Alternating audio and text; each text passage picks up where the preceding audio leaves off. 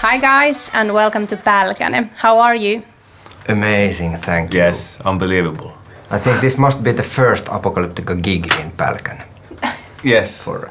We're inside the ruins of a stone church that was built on pagan land over 500 years ago. Coming here today, what was the first thought on your mind? I think the church is pretty breathtaking. I think when we heard about this possibility to come to play in such a beautiful church, we were really into it. It's gonna look tremendously good. I don't know if you knew, but there are tens of thousands of bodies of different religious backgrounds buried under our feet. How does it feel to play in such a thought-provoking venue? It's exciting, of course. Like most of the places where you go, you can sometimes feel the history and kind of all the knowledge that the rocks hold. So it's very interesting, and let's just hope that there won't be 4 more after tonight. Yes. Yeah, we will do our best to bring them back to life. You've also played at the Tuska Festival. Tell me a memory from there. Yeah, we played Tuska many times when it was in the old location.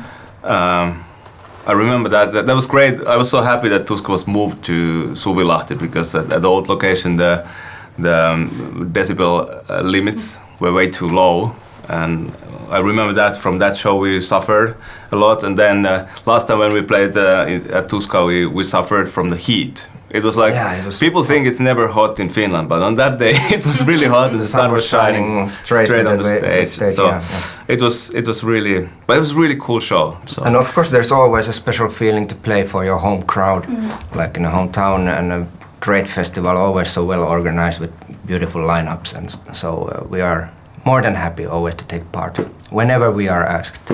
Yes.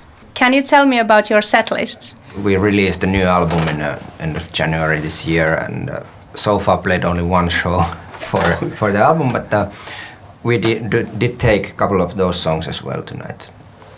And this time we decided not to play any Metallica songs because we played 230 shows of only Metallica now a couple of years ago. It's not that we would be sick about it, but people have seen that so much. So this time we wanted to play a set list that the real core of Apocalyptica will come and kick your ass. Why do you think Finland is such a metal country? Well, look at us. Even cello players, the metal here. But it's like it's hard to tell, but the Finnish people, our musical history, like Finnish traditional music, is mainly in minor, and it's pretty sad and dark. The songs we heard when we were kids, like these traditional songs, they're actually terrible if you listen to lyrics, and so they're darker than any metal songs. So I think it's a mentality we have that we feel this kind of dark music actually very healing and actually very positive. But I don't know. Also, one thing is that we have had great metal bands for decades, and of course, cool bands, they always inspire a new generation. And like bands like Amorphis, Valtteri, Stratovarius, who became international already in the very early 90s. I think that has inspired a lot of other kids to try hard, and I think that's one of the reasons why we have so many international metal bands at the moment. Why should metalheads visit Finland? We have found out that a lot of metal fans, Apocalyptica fans from other countries, they visited Finland and they fell in love with the country. So there's something that in the spirit of the people and on the whole structure here that talks to metal people. I think coming to Finland it's more like a travel into your own mind, and here is a lot of room to think and experience. 2020 has been quite different. With the pandemic around, with your livelihood maybe at stake, how do you keep going? What keeps you going?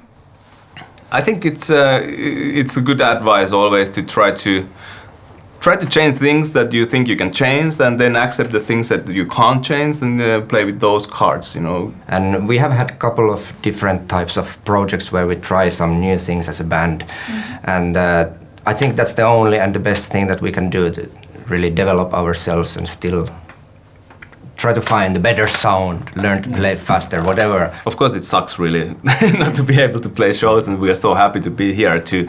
It was like when we had the rehearsals for this gig.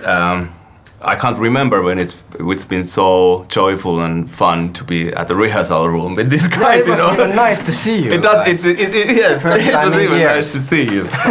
Well, what do you dream of then? And as a band, easy dream would be to say that if we still can continue for like countless amount of years, we would be very, very thankful, of course. Yeah, the dream is that we can stay motivated and excited and inspired, and so far it looks like that dream is working. But that's kind of the ultimate dream in a way that after 20 years, you know, we still could be making exciting, interesting music.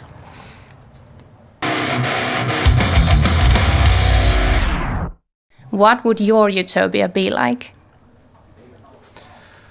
Wow. Some pollutionless power source that would give several hundred years more for the existence. Yeah, we would find very quickly solutions, political solutions and technical solutions to stop this craziness what's going on with the environment. So I think because that would also help us to cope better with other people too.